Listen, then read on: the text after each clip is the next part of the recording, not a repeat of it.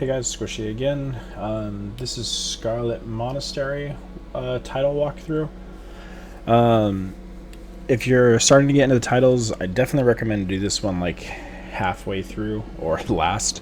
I would say it's probably the most difficult, just because it's one of the ones that kind of actually requires just not the tank soloing everything. Just from a cooldowns perspective, it's definitely a little bit more tight. Right off the bat, I'm going to kind of take this one a little bit step by step, but we are going to be yakking all the way up to the first boss, just because later we're going to be bannering them away, so we don't care about the constant zombies. If someone aggroes the middle pack, you're going to have like a flamethrower going on at the actual boss. It's nothing to panic over. Again, you're going to banner them away anyways. Just get to the end. I drums for the extra movement, though I probably would be best to use it after first boss. But you'll notice I also have pre-potting with armor up here as well, just so that I can get as much vengeance from these raging spirits as quickly as possible. I nominate myself for first kick here, get my ox down.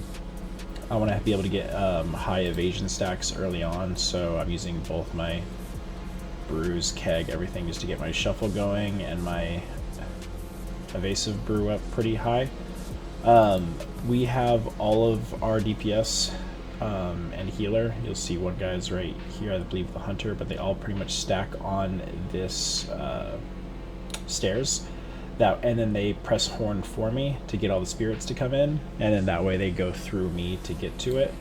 I'm normally the way you kind of want to time it is like there's probably a proper stat count, but it's going to get to the point where these guys just borderline one-shot you, and you want to be saving all of your defensives. PS, barrier, fort brew, you don't want to use them here, and you want to get as much vengeance as you can. So my sweet spot was 50, and then you'll notice I send the leg sweep, and that's just to guarantee for smoothness. If you're going for like super times, then you shouldn't be watching this anyways, but or at least don't need my input.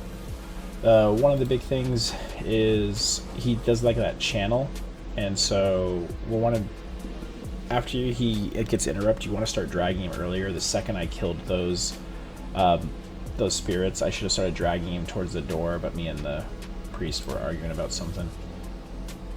I think it was about TVC. But these Judicators, you want to make sure Rushing Jade Wind is down so that you're not going to get randomly stunned, and then I charge into those. We Shadow Fury them. These ones are fine slowing, and then it's just a rocket boots to the end. I don't want to pot here. Your DPS, if they need to get here, they shouldn't, because everyone has a movement ability in mop. And then you want to make sure that you're bannering towards this ledge, because if it goes in any other direction, you'll randomly face pull something. For this boss, I'm going to move into this position that you're going to kind of see. That square is where we mark for the hunter to go, and then right here I'm going to horn to get all of these fanatics at once. I tried pulling boss and just taunting the fanatics to start, and then I kept forgetting we were like short this 3 count, so making sure you get all of these fanatic groups is important here.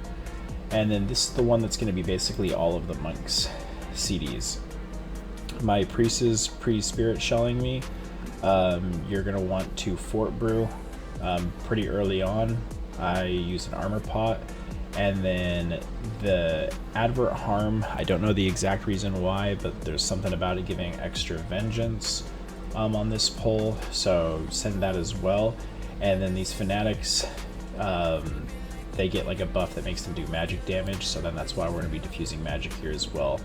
I vial, and the priority here is boss damage. Rushing Jade Wind is going to delete them, because you'll see how fast this vengeance just goes up. I probably could have face tanked those just a little bit harder.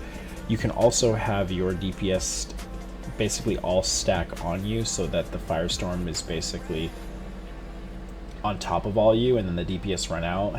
Yes, it's a little bit scary for them, but if you're just trying to min-max vengeance, that is the best way. And then we're just trying to play it safe. We're just trying to get these titles done, so Once I get to 60%, I stun them, and then just accept that I'm going to have the boss damage for the rest of it.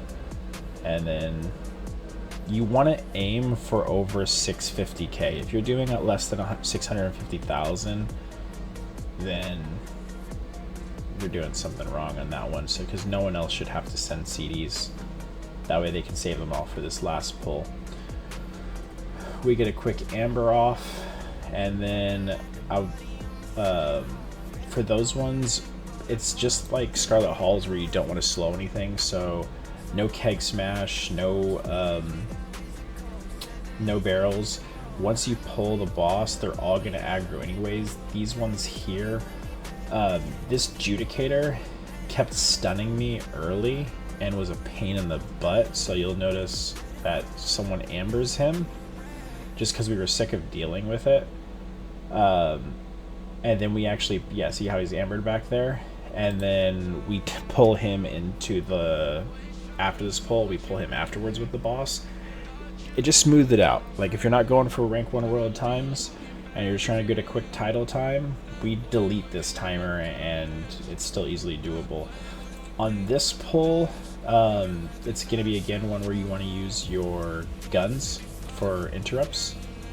We had a sequence with them where I was going to Arcane Torrent to get them all grouped, and then into a leg sweep, into capacitor that was poorly timed, and then we just basically spam guns to make sure no casts go off. I think we overlapped 2 guns, so that's why I pulled out of LOS early, and then grabbed that Judicator that we ambered.